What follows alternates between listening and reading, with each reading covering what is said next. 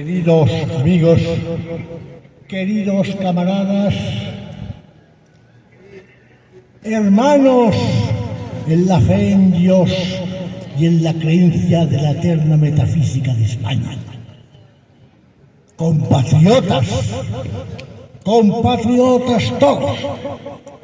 Para mí es un honor hablar por tercera vez en esta Plaza de la Lealtad. Gracias, José Luis, por invitarme. Yo encantado de venir siempre como asistente y cuando se me pide como interviniente.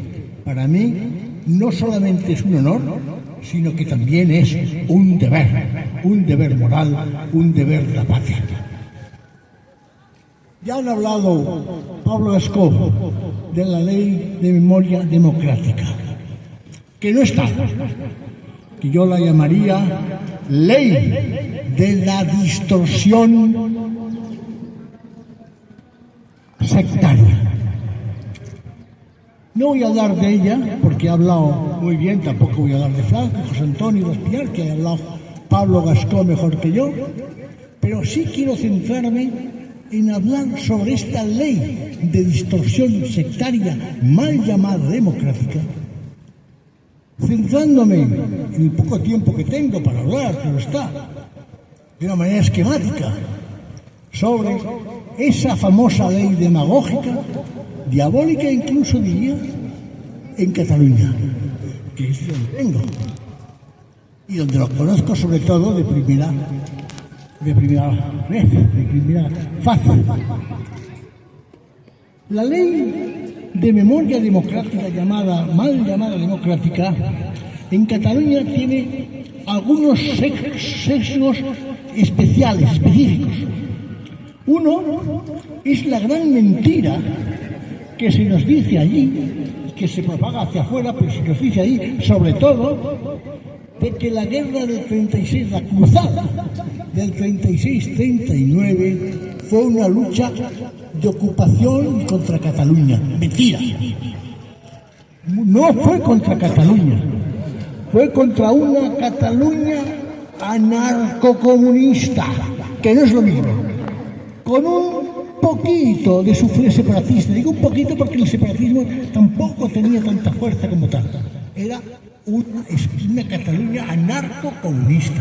Y digo anarcocomunista porque los socialistas estaban fusionados y absorbidos por los comunistas. Y además había la otra versión comunista trotskista, del PUM. No voy a entrar en definiciones. Y la otra cuestión sobre esta mentira es que muchos catalanes estuvieron luchando con Franco, con la España nacional. Y pensemos no solamente en los combatientes regulares, sino en el tercio requetés de Montserrat, que hablaban en catalán en sus propias órdenes militares internas. Y cuando algunos combatientes rojos, que estaban en el ejército rojo, oían hablar en catalán, y de ahí hasta los del tercio, e iban para allá. Y también los falangistas, las dos centurias de falange mandadas por el capitán Busutil, un capitán de intendencia falangista, que esas dos centurias se llamaban también de la Virgen de Montserrat. Y hay que decirlo, 50.000, que la mayoría de los choferes que hubo en el Ejército Nacional eran catalanes. ¿Por qué? Porque catalanes eran donde había más carnés de conducir. Entre ellos, por ejemplo, el padre de Luis Llach, el famoso cantante, que después acabó la carrera de medicina de España Nacional. Bien, esta es una mentira que hay que eliminar. Quiero ser corto. Otra es que la España de Franco no hizo nada en Cataluña, más que robar. Otra mentira. Oiga, ¿qué pasó con la SEAT y el motor Ibérica en Barcelona? La proyección del turismo, la Universidad Laboral de Tarragona, igual que la de Gijón y la de Córdoba. La proyección industrial y social, la construcción de viviendas que hubo en Cataluña, sociales, que no es como el resto de España, que no solamente fue por la gente de Franco, sino incluso por la gente que estuvo luchando y que era rojo militar, y doy constancia de ello, que podía dar nombres y apellidos. Qué gran mentira que Franco no hizo nada por Cataluña. Falso. Otra mentira que hay que desmitificar públicamente, que Franco y la España Nacional prohibieron el catalán. ¡Qué desfachatez! ¡Qué mentira! Y esto se ha dicho hace poco en un programa, creo que de Rosa Quintana, creo que yo no lo he visto, que un señor de Cataluña se permitió el lujo de decir en la televisión, no TV3, que ya estamos acostumbrados, sino aquí, que Franco prohibió el catalán. Y ahí queda eso. Mentira. Mentira, porque yo tengo en mi casa libros en catalán de la época de Franco. En la época de Franco cantaba un cantante llamado Emilio Vendrell en catalán.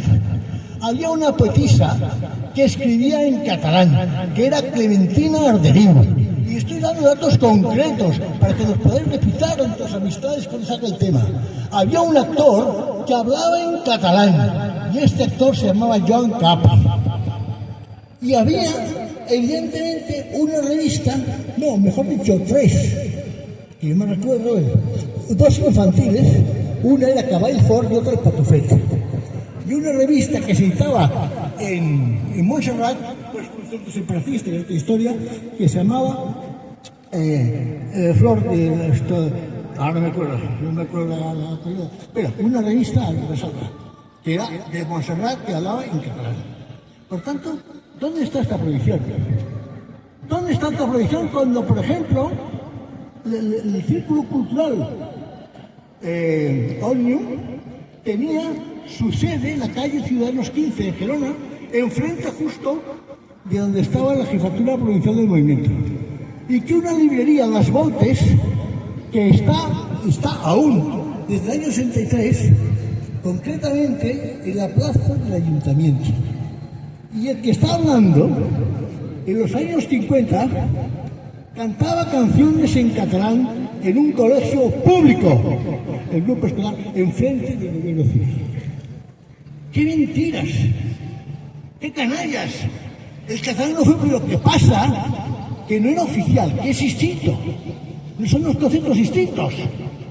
Y en la escuela se habla en catalán. Y por cierto, se hablaba en catalán en el patio, que ahora se vigila que no se hable en castellano.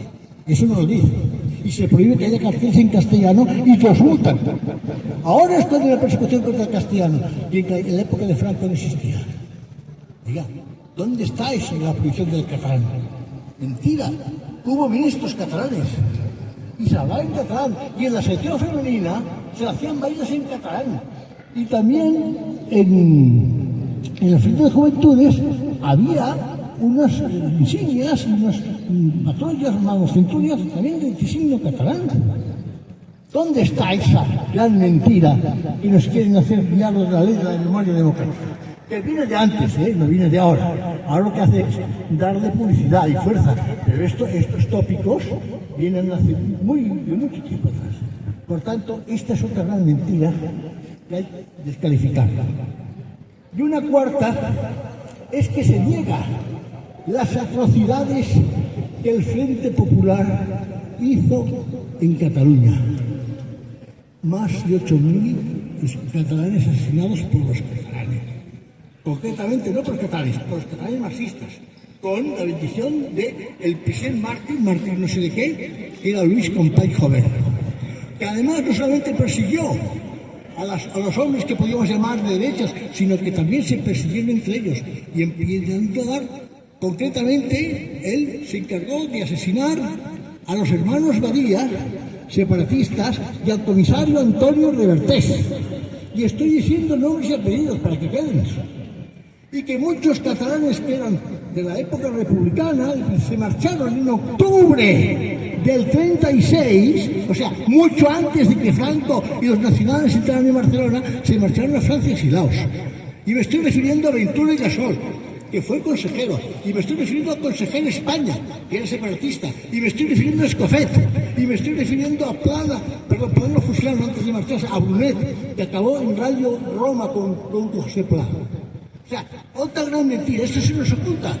Y se nos ocultan las atrocidades, como por ejemplo una mujer embarazada, los comités de Oriols la abrieron en canal después de violarla de su marido y le echaban ensalada en el vientre abierto.